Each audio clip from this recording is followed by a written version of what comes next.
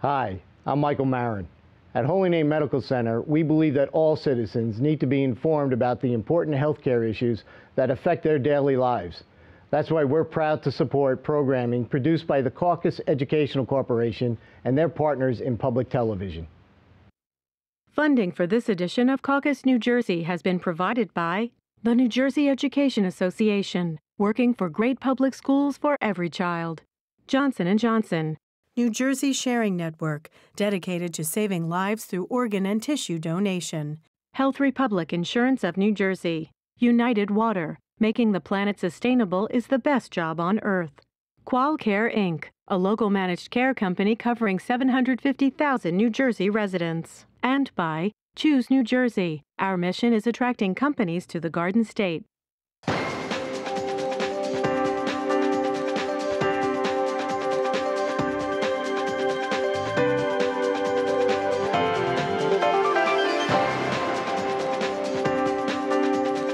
Hi, I'm Steve Adubato. It is my pleasure to introduce one of the great teachers in the state of New Jersey. He is Al Mugno, Honors Engineering Design teacher at Northern Highlands Regional High School. This is part of our Classroom Close-Up series we do in cooperation with our friends at the New Jersey Education Association. You're about to see a video clip of Al. This whole Cardboard Regatta thing you guys do, I'm not even going to describe it, but this is part of the Classroom Close-Up series we're doing, which features great teachers doing great things. Cardboard Regatta, great stuff. See the video, then we'll talk about it. Let's go to the video.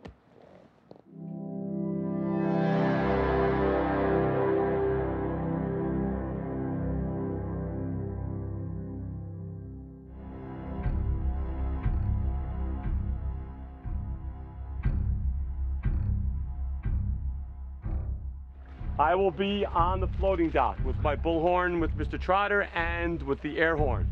We're running it in 4 consecutive heats, and I wish you the best of luck. Okay. The object of the Cardboard Regatta is to design and construct a boat out of cardboard. The object is not only to get across the lake, but to get across the lake in the fastest time.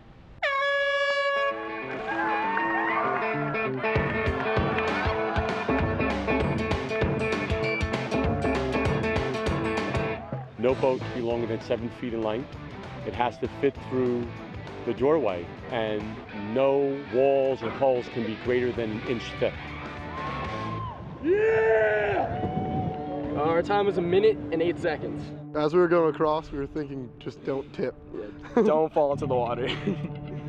This is the Honors Engineering Design class. They spent a lot of time researching, a lot of time designing, and a lot of time building. They're already sinking over there.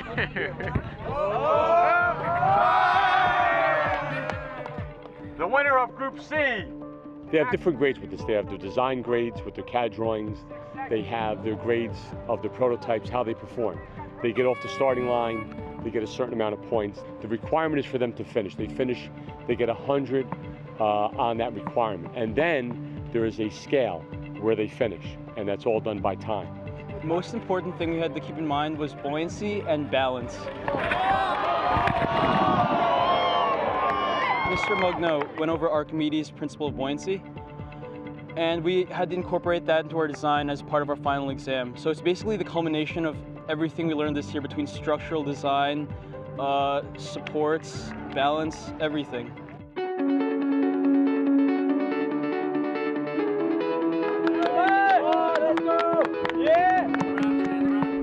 Winners this year for the fastest time of 1 minute 8 seconds to the Italian Stallion boat by Mark. And Mr. Mugno really is like the power behind all like the design process, behind comprehending everything we need to do to like design our boats and build the boats. And he really sets us up for success. He really allows us to build something that's successful, fast, and really something we're proud of. To see them laughing, having fun, joking, rooting each other on is a great feeling for a teacher. It's the epitome of what teaching is. It's something that, as I will, they will remember for the rest of their lives. How much do you love what you do? Oh, I am very passionate. for You're watching that video. What are you feeling? for teaching. Oh, it's Well, why am I looking at your eyes and I'm seeing some mist in your eyes right now? it's just it brings tremendous feelings to seeing the magnitude of these projects come to fruition, and to see the students enjoying themselves and really embracing the moment and the project itself. What are they learning? Are they learning science? Well, they learn science, they learn Technology? math, they learn problem solving, they learn engineering, they learn teamwork. Is it the thing called STEM? Yes, Science, technology, engineering, and math. They're learning STEM with this regatta? Yes. Does it get any better than this, right, Steve? And where did you come up with this idea? Okay, that's a great question. I went to an NJTEEA workshop. Oh yeah, of course, rolls right off the tongue. Go ahead. It has something to do with engineering, I know that. Yes, it was a workshop out in Morristown High School in 2010, and I have to give credit to Jack Rizzo. He came up with an idea for this with his students. I came back to school, I met with my supervisor at the time, Steve Simonetti, and I said to him, I would love to do this in 2011, the next school year. And I took his document, and then I went much deeper, much greater in depth, and really tweaked it up and made it more tailored to my honors engineering design student class. Some of these students, will some of them potentially move into fields like science, technology, math because of this? Absolutely, 100%. Almost all of the students you saw in the video, this was done in 2013. Most of them graduated on, some graduated 2013, some graduated this past year. Almost all of them are in the engineering field, going from mechanical, civil, environmental, biomechanical, bioengineering, biophysics. So they're all within the science and engineering field. When did you know you wanted to teach? When I was in high school, I come from a long bloodline of teachers in my family. My aunts, my uncle was an engineer, my father was an educator, my mother was an educator. So in high school, I started tutoring with the National Honor Society when I was a junior. And that's when I knew that this was something I wanted to get into. How do you keep the passion? That's a good question. Every year you try and look. 22 years for you. Yes. 22 years. Yes. Go ahead. You try and look, and my personal philosophy is try and make things better. Try and look to tweak things, try and come up with new ideas, look to see what's out there in the world today, see if we can bring that into the classroom. And it makes it exciting, and you keep an open mind about things. And it works. I mean, it really does work. For those who think they know what teaching is all about, you guys, you get the good deal, right? You get the summers and vacation. What do you, yes, okay. What do you say? Do they have any idea what it takes? No. You're on stage, 5 hours a day. I mean, you're on stage with me now. Oh no, your job's harder. Trust me. Go ahead. But you're on stage to teenagers. Listen, keeping their attention. Yeah, right. Keeping their attention, keeping them focused, right. Keeping them energized, engaged. Exactly. It's a lot. It takes a lot. But I'm very fortunate because the students I have, I'm an elective, so the students I have want to be there, and they really embrace it. And I tell them at the end of every school year, I said, thank you for being part of this course, and I hope you enjoyed the show. What do you say finally to all of your colleagues in the education profession right now, as part of this series in which we celebrate educational excellence with our colleagues at the NJEA with Classroom Close-Up? What do you say to your colleagues? To Mike, listen, it's something that can be done. It's something that's there. It's something that if you keep an open mind about things, it can happen. And if you give the students a chance, you'll be surprised. And I was very surprised the first time we did this in 2011. But they'll embrace it. And students like to have freedom to be creative. It's no secret that in 2012, you were named New Jersey State Engineering and Technology Teacher of the Year. Congratulations for that, but also more importantly, congratulations for everything you do for the students that you have every year and the degree to which you engage them and inspire them. And we're proud to have you with us. And on behalf of all of us who have our kids in public schools, thanks for everything you do. Thank you very much. Okay. Pleasure being on the show. Stay with us. We'll be right back right after this. To see more Caucus New Jersey with Steve Adubato, visit us online at caucusnj.org. If you would like to express an opinion, email us at info@caucusnj.org. Find us on Facebook at facebook.com/Steve Adubato, PhD, and follow us on Twitter at Steve Adubato. We have Lourdes Cortez, who is President and Chief Executive Officer of North Jersey Federal Credit Union. Good to see you. Thank you, Steve. We were just having a fascinating conversation right before we got on the air. You just taught me an awful lot. Identity theft, how does it happen and how can we prevent it? How does it happen? Yeah, I mean, you just told me people should be shredding their monthly statements, and I'm thinking, what? I just take mine, rip them up, and throw them in the garbage, and you say, Steve, you can't do that. And I'm thinking, what does that have to do with identity theft? Go ahead.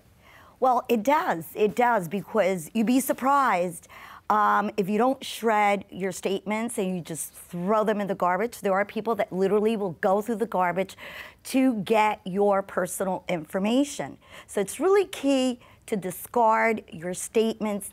The pertinent information that you no longer use, it needs to be really shredded. What is identity theft?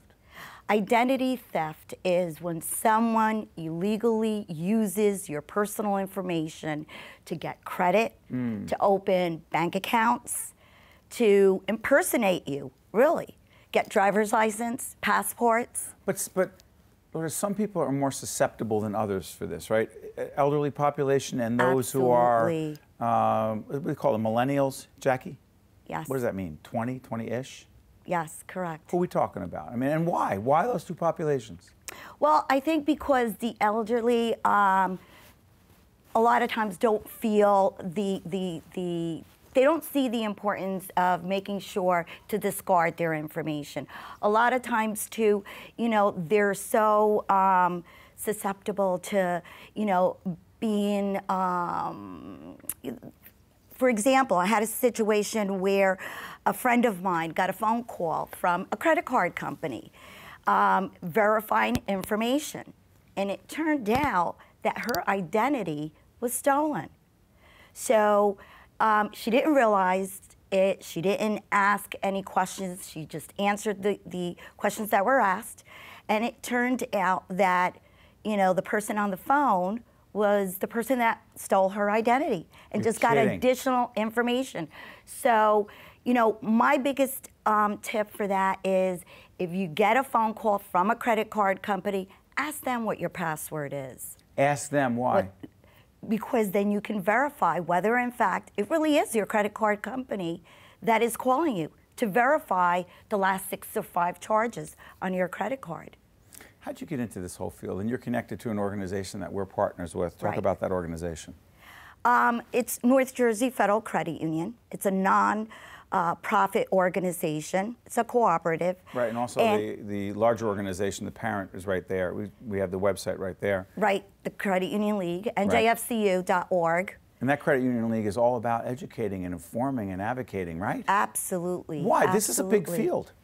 Well, it's important. You know, we believe in people helping people, okay? That definitely describes who we are. You know, the difference between us and a bank is the mere fact that we care and we are interested in you as an individual. Okay, just want to clarify. We're not saying banks don't care.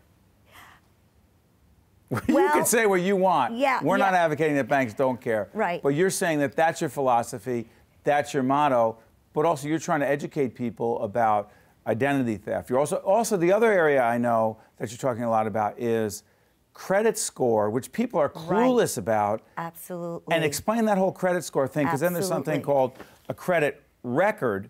Right. What's the difference between a credit report and a credit score? Credit report and credit score. I thought they were the same thing. Yeah, no, it's two different things.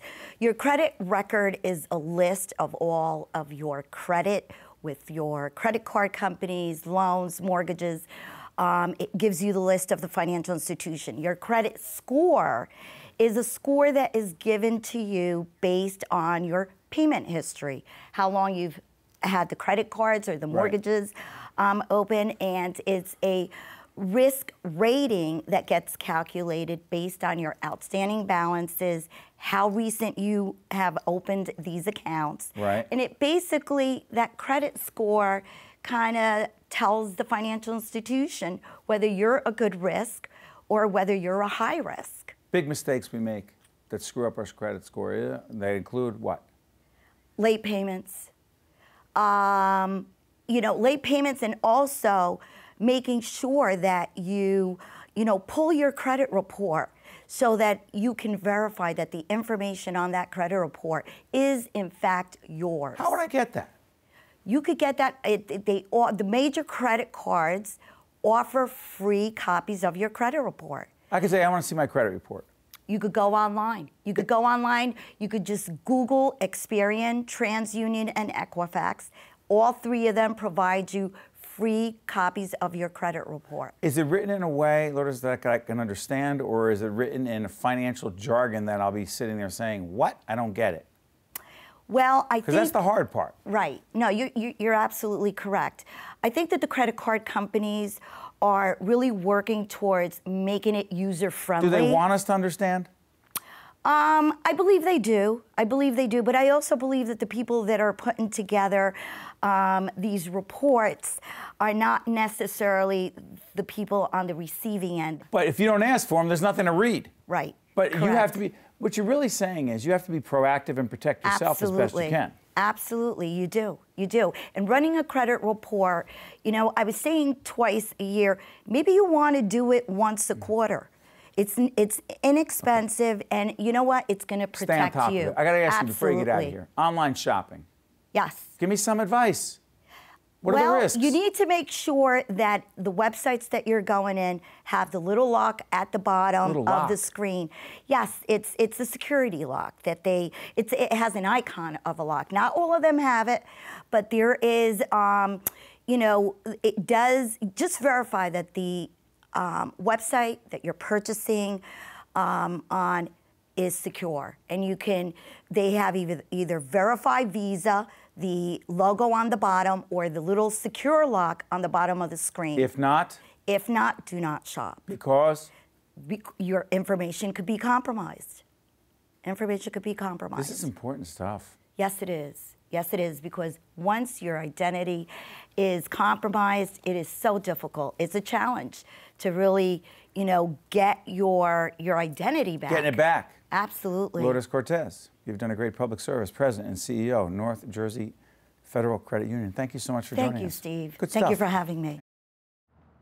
To see more Caucus New Jersey with Steve Adubato, visit us online at caucusnj.org. If you would like to express an opinion, email us at info@caucusnj.org. Find us on Facebook at facebook.com/Steve Adubato, PhD, and follow us on Twitter at Steve Adubato. We are pleased to be joined by Dr. Benjamin Rosenbluth, Director of Radiation Oncology at Holy Name Medical Center. Good to see you, Doctor. Nice to see you too, thank you. I promise that we will talk about the radiation, the art of radiation, something called true beam technology as well, which is advanced things. But I have to ask you this. As I'm looking at your background, I'm thinking, oh, so Dr. Rosenbluth went to Juilliard. He's a classical pianist. And he also had this fascinating patient experience with a Professor Im, correct? Right. Now, can you set this video up before we see it? Sure. He's an amazing man. He was a patient. He was a patient of my colleague and myself, and we became very friendly, he and I, and it turned out that we had a lot more in common than just that. He actually is a musician, and a very well-respected musician. And he plays? He plays the saw. I'm sorry, my earpiece wasn't working. He plays the saw.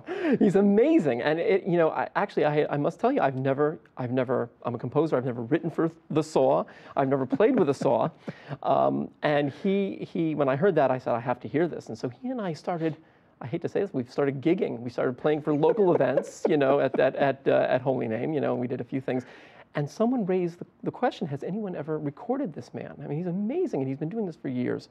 And he actually said he had never been recorded, so he said this has to be kept for posterity. This is it? So we put together a short recital. For public television? We did it for ourselves. Well, this is exclusively for public television. This is exclusively for This is Dr. Benjamin Rosenbluth, who has a distinguished clinical career, but also he's gigging with one of the patients at Holy Name, Professor Im, on the saw, you on the piano. Let's take a look.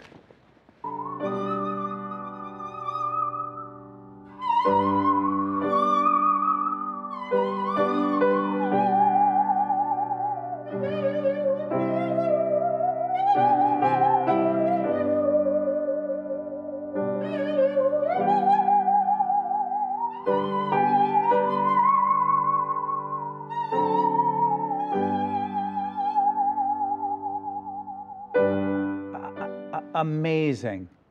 Amazing. It's otherworldly. So you walk in, and other than saving people's lives, you walk in and you say, hey, what do you play?